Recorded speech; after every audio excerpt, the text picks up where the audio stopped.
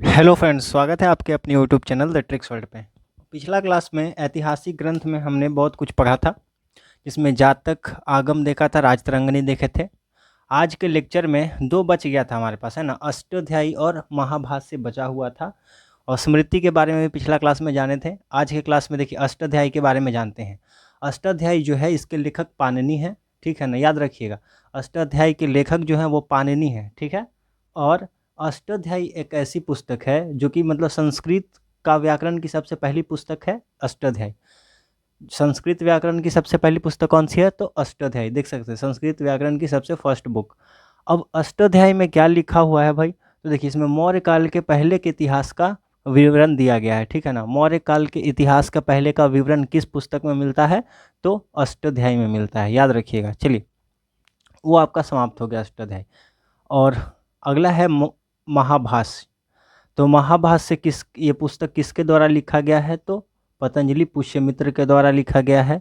और ये जो पतंजलि पुष्यमित्र शुंग थे ना, पतंजलि पुष्यमित्र थे, वो शुंगों के पुरोहित थे। पुरोहित का मतलब समझ में आता है, जो पूजा पाठ ये सब कराता है, पुरोहित हो जाता है।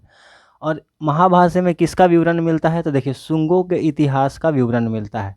महाभाष्य में किसका विवरण मिलता है? तो शुंगों के इतिहास का पता चलता है। अब आगे देखते हैं, इसी से आपका क्या हो गया कि देख सकते हैं धर्म ग्रंथ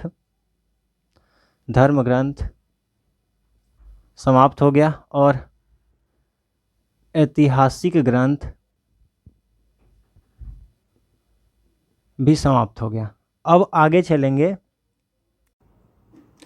अब देखिए, अब पढ़ना है भारत में अरबों का आक्रमण, ठीक है ना। तो भारत में सबसे पहला अरब लोग जो थे कहाँ पे किए थे हमला भाई? तो आक्रमण कहाँ किए थे? तो देखिए ध्यान से, सिंध पे किए थे। सबसे पहला जो आक्रमण है वो सिंध पर किया गया था। और सिंध पे किया था ना, तो ये विजय हो गया था, जीत गया था। और जीतने के उपलक्ष्य में इन्होंने एक पुस्तक की रचना की थी जिसका नाम था चचनामा, ठीक है ना। क्वेश्चन आएगा कि भारत में अरबों के आक्रमण के विजय को उपलक्ष्य में कौन सी पुस्तक की रचना की गई थी? तो चचनामा का, ठीक है ना, जिसके लेखक अली अहमद है, ठीक है। चचनामा पुस्तक के लेखक कौन है? तो अली अहमद, है ना। क्यों ये बुक लिखा गया था? तो सिंध पे विजय के उपलक्ष्य में, है ना। भारत अरब जो लोग थे वो भारत में सबसे पहला कहाँ आक्रमण किए थे? तो सिंध पे किए थे, याद रखना है, ठीक। अब देखिए गार्गी संहिता के बारे में जानते हैं। तो गार्गी संहिता के लेखक कौन है? तो कात्यायन। कौन है? कात्यायन, याद रखना है। और एक ऐसी पुस्तक है गार्गी संहिता, ये एक ज्योतिष ग्रंथ है। लेकिन ये ज्योतिष ग्रंथ होने के बावजूद भी इसमें एक इतिहास लिखा गया है, यमनों के आक्रमण का इतिहास इसमें लिखा गया है गार्गी संहिता में, ठीक है। अभी बस ये दो, फिर अब आगे चलते हैं। अब इतना सब खत्म होने के बाद हम सब टाइम को देखेंगे, समय के बारे में समझेंगे, ठीक है ना। तो देखिए, समय की गणना हम सब आमतौर पे ईसा मसीह के जन्म के पहले का और जन्म के बाद का करते हैं ना। ईसा मसीह के जन्म के पहले और जन्म के बाद का। तो ईसा मसीह के जन्म के पहले को हम सब बीसी कहते हैं, मतलब ईसा पूर्व। हिंदी में ईसा पूर्व और इंग्लिश में बीसी कहते हैं। बीसी का मतलब बिफोर क्राइस्ट, ईसा मसीह के जन्म के पहले। और एडी का मतलब होता है एनो डोमिनी, मतलब कि ईसा मसीह के जन्म के बाद। देख सकते हैं लिखा हुआ है बर्थ ऑफ ईसा मसीह, यानी कि ईसा मसीह के जन्म के पहले और जन्म के बाद का हम समय को मापदंड अपना मानते हैं। अब जैसे कि एक एग्जाम्पल बताते हैं, महात्मा बुद्ध का जो जन्म हुआ था, बर्थ, वो हुआ था 563 बीसी में, ठीक है। और डेथ कब हुआ था? तो 483 बीसी में। अब यहाँ पे आप कुछ देखिए कि नॉर्मल जो हम लोग डेट गिनते हैं उससे कुछ फर्क होगा, है ना। हम लोग में क्या होता है, हम लोग अभी एडी में चल रहे हैं, क्या चाहिए? एडी में। और जो महात्मा बुद्ध थे वो बीसी में चल रहे थे, है ना, बिफोर क्राइस्ट, मतलब ईसा मसीह से पुराने हैं ये, है ना। इसीलिए इनका देख सकते हैं कि जन्म और मृत्यु जो है उल्टा हुआ है, जैसे कि उल्टा गिनती चालू होता है।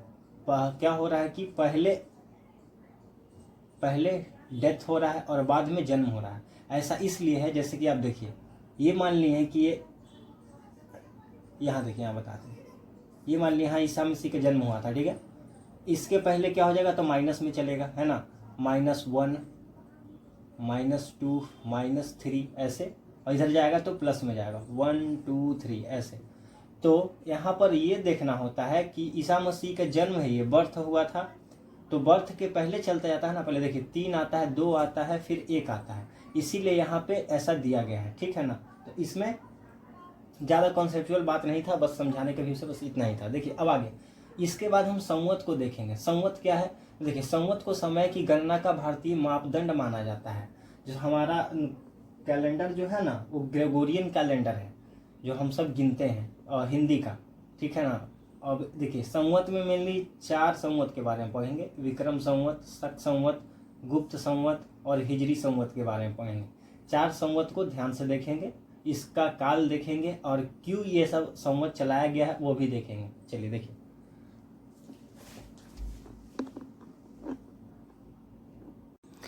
देखिए, अब पढ़ते हैं संवत के बारे में, ठीक है ना।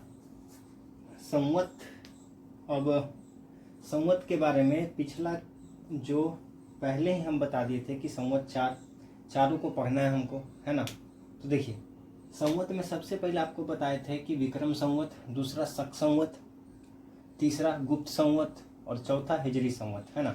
हिजरी संवत के लिए जगह नहीं बचा, बाद में बताते हैं। देखिए विक्रम संवत का काल कितना है भाई? जितना भी संवत है, चूंकि हम बताए थे कि संवत का मतलब कि समय, तो समय है तो कभी ना कभी तो शुरू हुआ ही होगा, है ना। तो देखिए विक्रम संवत का कब शुरुआती हुआ? तो 57 से 58 बीसी। बीसी का मतलब हम बता दिए हैं कि ईसा मसीह के जन्म के 57 से 58 वर्ष पहले शुरू किया गया था विक्रम संवत। क्यों शुरू किया ये संवत? देखिए उज्जैन के एक स्थानीय राजा थे जिसने शकों को हराया था, है ना। शकों को हरा के क्या किया कि शकों के हराने के उपलक्ष्य में एक उपाधि धारण किया था जिसका नाम है विक्रमादित्य, और विक्रमादित्य से ही विक्रम संवत का शुरुआत हो गया, ठीक है। विक्रमादित्य मतलब इतिहास में टोटल आज तक, मतलब इतिहास जितना एंसेंट हिस्ट्री है ना और मेडाइवल हिस्ट्री, दोनों में अगर कंबाइन किया जाए तो पूरा इतिहास में टोटल 14 ऐसे व्यक्ति थे जिन्होंने विक्रमादित्य की उपाधि लिया था, ठीक है। एक नोट करने वाली बात यह है कि गुप्त सम्राट चंद्रगुप्त द्वितीय जो थे वो सबसे विख्यात विक्रमादित्य थे। ये याद रखने लायक है ना कि गुप्त सम्राट चंद्रगुप्त द्वितीय जो थे सबसे विख्यात विक्रमादित्य थे, ठीक है। अब देखिए शक संवत के बारे में देखते हैं। चूंकि विक्रम संवत बस इतना ही था, इससे ज़्यादा नहीं है। अब देखते हैं शक संवत। तो शक संवत क्या होता है कि 58 ईस्वी से चालू हुआ है। ईस्वी का मतलब एडी, है ना। और क्यों चलाया गया? देखिए कुषाण वंश के एक प्रतापी राजा थे जिनका नाम था कनिष्क। कनिष्क किस वंश के राजा थे भाई? तो कुषाण वंश के, ठीक है ना। और कभी क्वेश्चन आता है कि कुषाण वंश के सबसे प्रतापी राजा कौन थे? तो कनिष्क, याद रखिएगा, ठीक है। उन्हीं का राज्याभिषेक हुआ था 78 ईस्वी में, ठीक है ना। तभी से शक संवत को चलाया गया, ठीक है। अब पूछेगा कुषाण वंश का संस्थापक कौन है? तो कुजुल कंडफिसेस, ठीक है ना।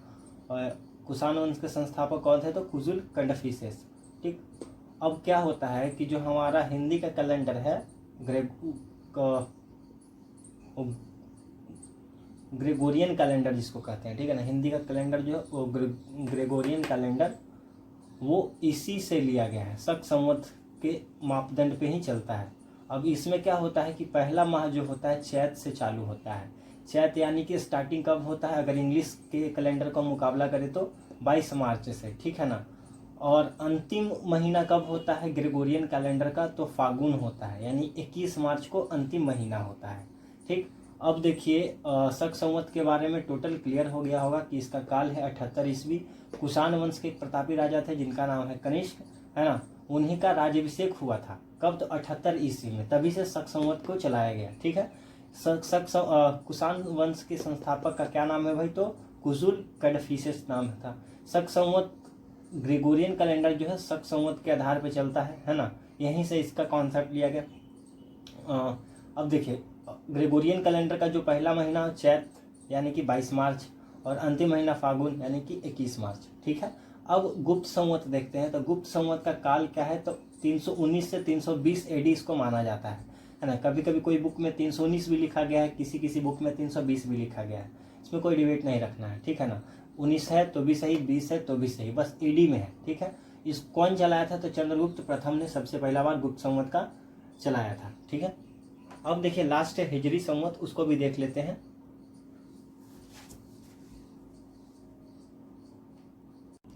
अब लास्ट जो बचा है हमारा वो है हिजरी संवत, और हिजरी संवत को देखते हैं। देखिए हिजरी संवत जो है उसका टाइम पीरियड कहाँ से कहाँ तक है, देखिए 622 ईस्वी है इसका टाइम पीरियड।